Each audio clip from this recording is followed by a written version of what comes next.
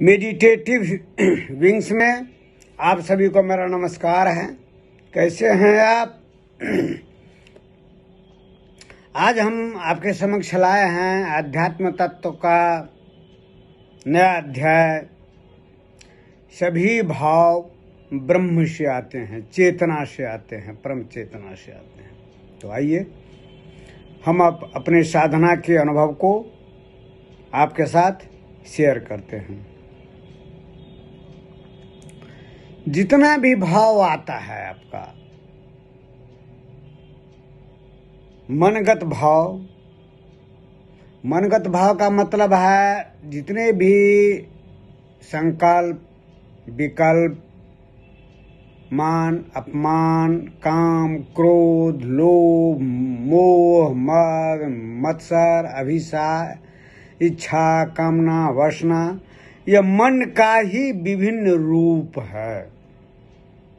यह मन का ही विभिन्न रूप है। ये मत समझिए सब अलग अलग है। अहंकार सभी मन का ही विभिन्न रूप है। विचार जो है यह मन क्या है? विचारों के एक श्रृंखला का ही नाम को मन कहा जाता है। जब कंपन होता है, तरंगित होता है तो विचार उत्पन्न होते हैं। ये सारे विचार परम चेतना ब्रह्म से आते हैं। भगवान श्री कृष्ण ने गीता में कहा है अर्जुन से, अर्जुन जितने भी भाव है मुझसे ही आते हैं। उदाहरण के तौर पर भय का, डर का। अगर भय और डर आदमी में अकस्मात नहीं आए तो वह अपने आप को सुरक्षा नहीं कर सकता है, अपने परिवार को भी सुरक्षा नहीं दे सकता है, अपने प्रांत को, अपने देश को वह सुरक्षा नहीं प्रदान कर सकता है।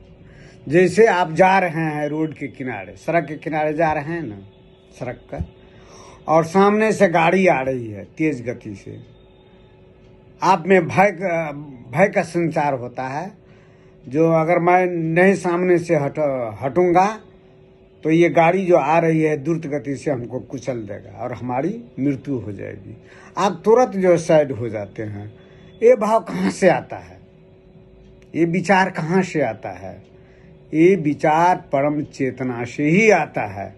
आदमी इतना अपने जीवन में उलझा रहता है, कामों में उलझा रहता है, सारा समय उसका मन जो है बाहर की ओर दौड़ता रहता है, बाहर की ओर नियोजित रहता है। और मन बाहर रहता है तो ये सांस जो है, वायु, वो भी बाहर की ओर जाती है। चूँकि वायु जो है मन का समानुपाती है, तो वो इस चीज़ को नहीं समझ पाता है। इसीलिए मेरे वीडियो को देखिए। साक्षी भाव की साधना ये बहुत महत्वपूर्ण है आपका। साक्षी भाव की साधना से आपके इर्द गिर्द क्या हो रहा है, परम चेतना में क्या हो रहा है, वो सारी चीज आपको समझ में आ जाएगी। शुरू में तो आपको साधना करनी पड़ेगी। क्रिया योग, प्राणायाम, मन की साधना, सांस की साधना, वायु साधना, गगन की साधना से करते करते मन जो है बिगड़ेल रहता है, वह साधक के इशारे पर चलने लगता है। और तब जो है साक्षी भाव की स्थिति उत्पन्न होती है और साधक जो है साक्षी भाव में स्थित हो सकते हैं उस परिस्थिति में। तो सभी भाव जो है परमात्मा से आते हैं। जैसे आप फिल्म देखते हैं ना, फिल्म, सिनेमा में कोई गाना लिखता है, लेकिन गायक गायिका दूसरा होता है। फिल्म में देखिए पटकथा कोई लिखता है और निभाता है अभिनेता और अभिनेत्री। स्क्रिप्ट कोई लिखता है, संवाद कोई लिखता है, लेकिन बोलता है अभिनेता और अभिनेत्री।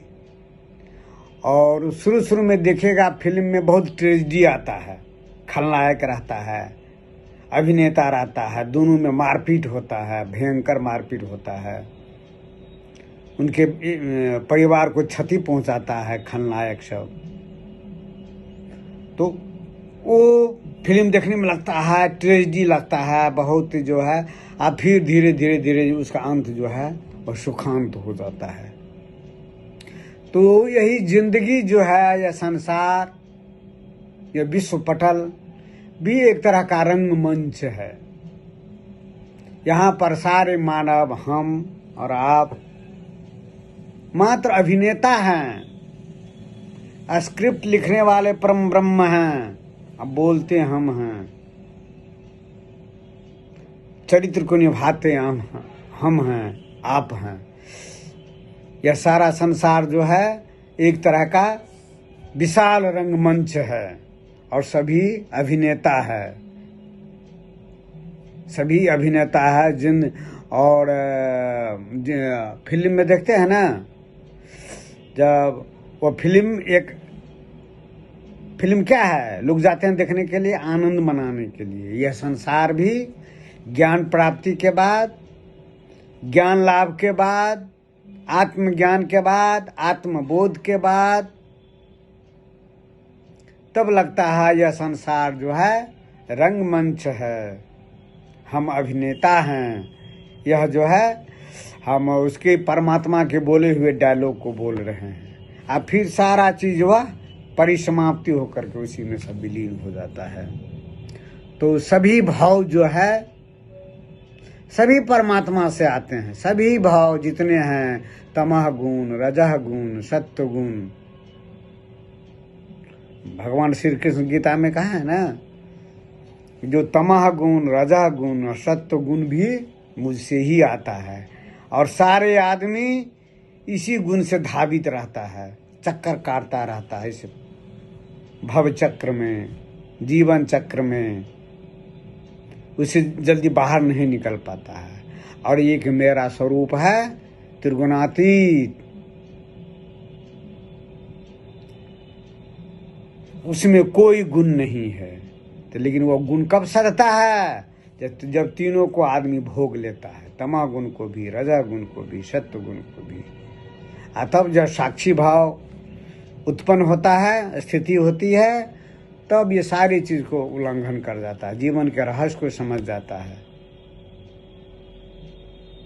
तो सभी भाव ब्रह्म परमात्मा चेतना से ही आते हैं सभी भाव। यह आपके जो ज्ञान लाभ के बाद, आत्मज्ञान के बाद, स्वबोध के बाद, ब्रह्म ज्ञान के बाद,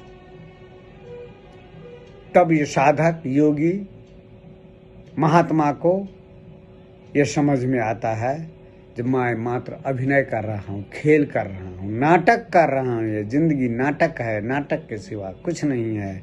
सभी आए हैं नाटक करने के लिए, सब अपना अपना जो है निभाएंगे कैरेक्टर को, फिर चले जाएंगे, फिर आएंगे, फिर जाएंगे, फिर आएंगे, फिर जाएंगे।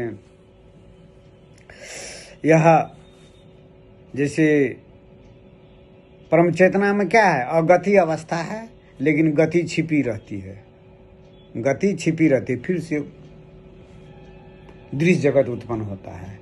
और यह जो है हम और आप क्या हैं, गतिशील हैं, वायु गतिशील है, मन गतिशील है, लेकिन इसमें अगति छिपा हुआ। अगति क्या, आत्मा हृदय में स्थित है। तो गति में अगति छिपल है, और परम चेतना जो है अगति अवस्था है, उसमें गति छिपी हुई रहती है। दोनों का पुनरावर्तन होता रहता है, यही सृष्टि है। जब तक चेतना परम चेतना है, तब तो यह सृष्टि रहेगी ही, सृष्टि कभी खत्म नहीं होती है। सृष्टि, वैज्ञानिक सब कहते हैं ना, सृष्टि खत्म हो जाएगी, सृष्टि कभी खत्म होने वाली नहीं है। क्यों? वह परम चेतना का जो सागर है वह लहराता है आपका, उसमें से तरंग उत्पन्न होता रहता है हमेशा।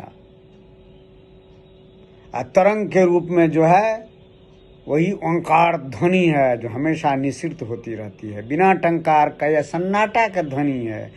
इसी कंपन से ओंकार ध्वनि उत्पन्न होती है, ओंकार ध्वनि से दृश्य जगत उत्पन्न होता है। फिर यह खेल खेलता है, नाटक खेलता है, अभिनय करता है, नाटक करते हुए अभिनय करते कभी रोता है, कभी हंसता है, कभी विलाप करता है, और फिर सब नाटक करते करते करते करते सब फिर उसी में विलुप्त हो जाता है।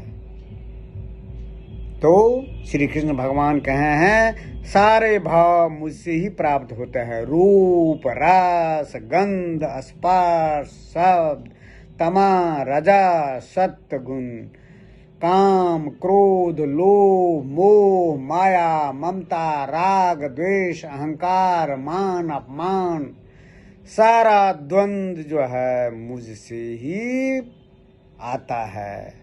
और फिर सारा खेल खेल करके जब द्वंद्व नहीं रहेगा तो संसार कैसे चलेगा? द्वंद्व क्या है? माया है। आदमी उसी में उलझा हुआ रहता है।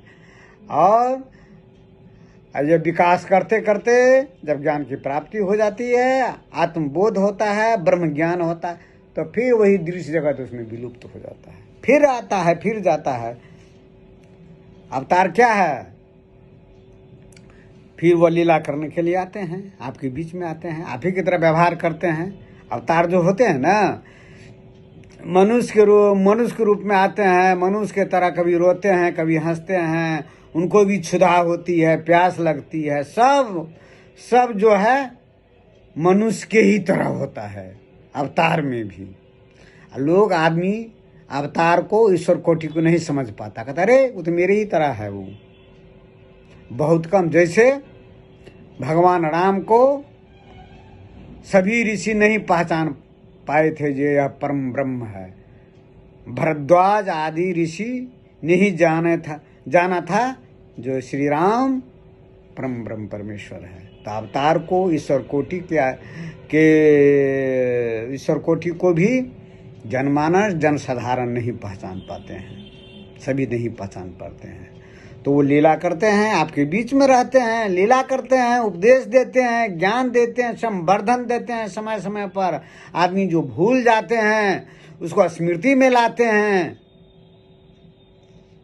क्रिया योग प्राणायाम योग साधना को आपके बीच में प्रस्तुत करते हैं, अपने साधना के अनुभव को आपके साथ शेयर करते हैं। अब फिर जो अपने जो है स्वरूप में स्थित हो जाते हैं, चले जाते हैं। तो आज इतना ही, फिर हम दूसरे दिन नया अध्याय को लेकर के आएंगे। तब तक नमस्कार, धन्यवाद।